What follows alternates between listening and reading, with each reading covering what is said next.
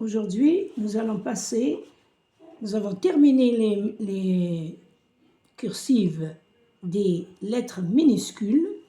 Aujourd'hui, nous allons commencer les cursives de l'écriture des lettres majuscules. Des lettres majuscules.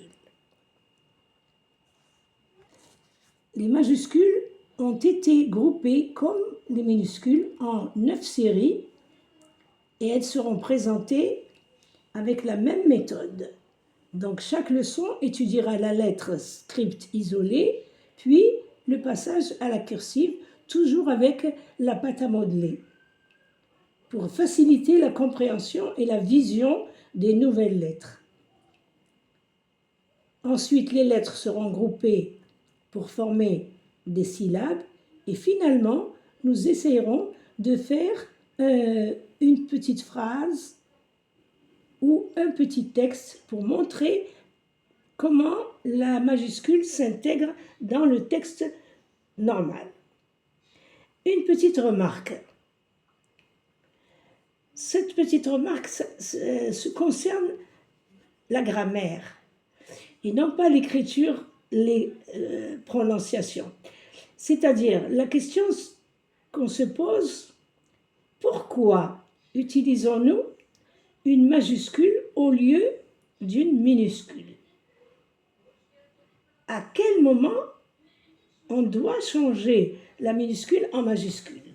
Ce n'est pas toujours la même chose. Certains mots ont besoin d'une majuscule. Comment et pourquoi?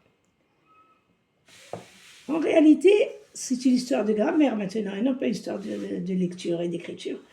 Les noms sont divisés en 2 parties, les noms communs et les noms propres. En arabe, on dit les noms nakera et les noms alam.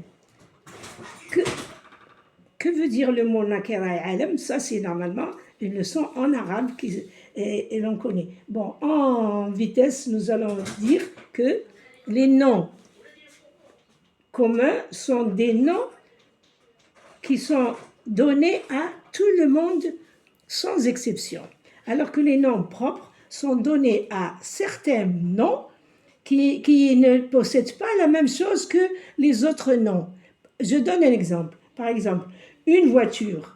On sait ce que c'est qu'une voiture. Toutes les voitures sont des voitures. Mais toutes les voitures ne sont pas des Peugeot, ne sont pas des Toyota, ne sont pas des... Volkswagen.